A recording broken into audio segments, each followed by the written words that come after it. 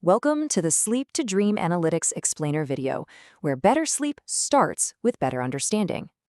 Okay, let's talk about one of the biggest, most frustrating ironies of pregnancy. You are growing a whole human being. You are more exhausted than you have ever been in your entire life, so why on earth is a good night's sleep suddenly impossible? Let's dive right into this paradox. So, if you're expecting a baby and you find yourself just bone tired, but then you're staring at the ceiling at 3 a.m., yeah, you are definitely not alone. This feeling, this incredible fatigue, mixed with the complete inability to actually rest, is one of the most common universal experiences of pregnancy.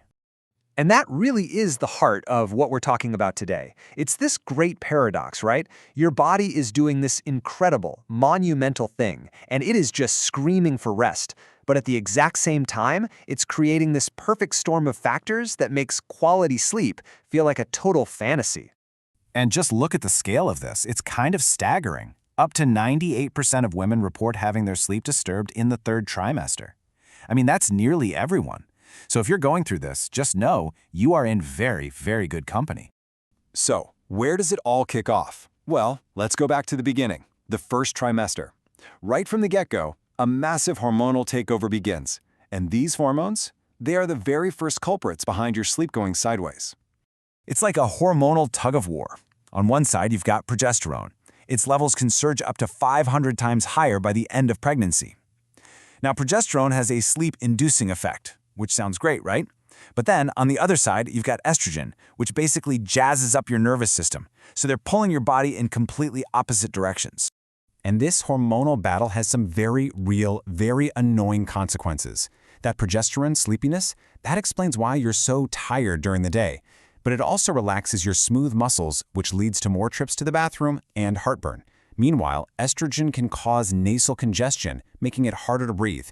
It is a perfect cocktail for a restless night.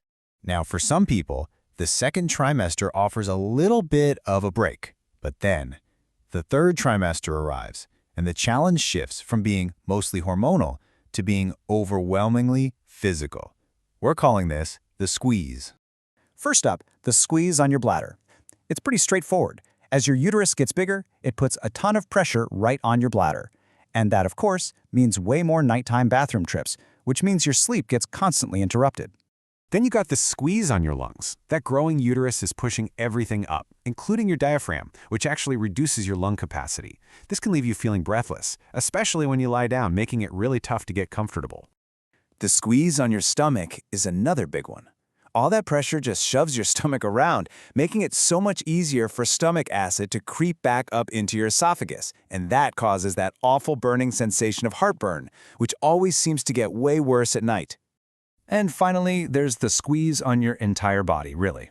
The weight of your baby exaggerates the curve in your lower back, and hormones like relaxin are making your ligaments all loosey-goosey. The result?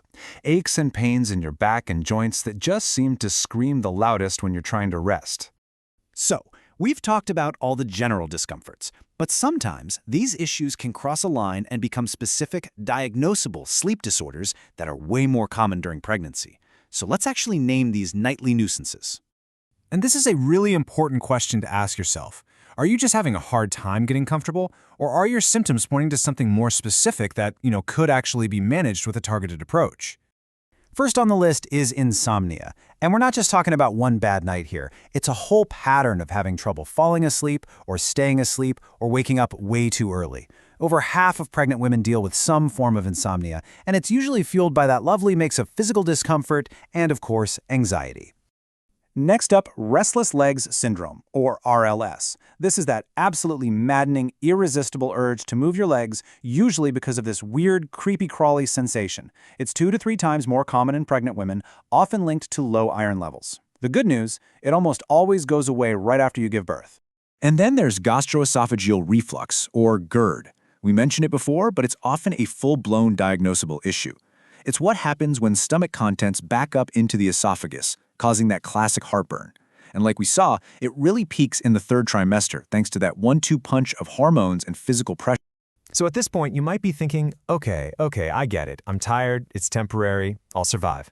But the research shows that the quality of your sleep during pregnancy has real, measurable stakes for both you and your baby. It really matters.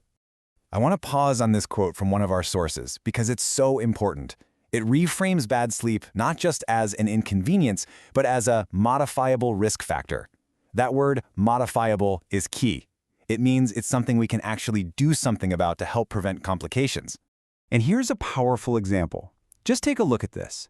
One study found that first-time moms who slept less than 6 hours a night had longer labors and were 4.5 times more likely to have a C-section.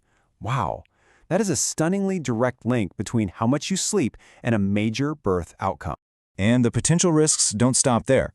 Studies have also connected poor sleep, whether it's too little or even too much, to a higher risk for serious conditions like gestational diabetes, preeclampsia, and even perinatal depression.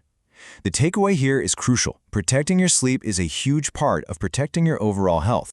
So after all that, what can you actually do about it? Well, here's the good news. There are so many effective things you can try that don't involve medication. This last part is all about reclaiming your rest with small, simple steps that can make a really big difference. For that awful heartburn, you can try things like propping up the head of your bed, sleeping on your left side, which can help with digestion, and trying not to eat within 3 hours of bedtime. And for restless leg syndrome, things like gentle stretching, massage, and for sure talking to your doctor to make sure your iron levels are where they should be can really help. But honestly, out of everything we've talked about, this is the single most important step. Talk to your doctor or your midwife. They are the ones who can help figure out if what you're feeling is just normal pregnancy discomfort or something more serious. They can check for underlying issues and help you come up with a plan that's safe for you and your baby. So, we'll leave you with this question to think about. Poor sleep in pregnancy is incredibly common, but it's not something you just have to tough out. It's a legitimate health issue. So how can you start that conversation at your next prenatal visit and begin to advocate for your own rest?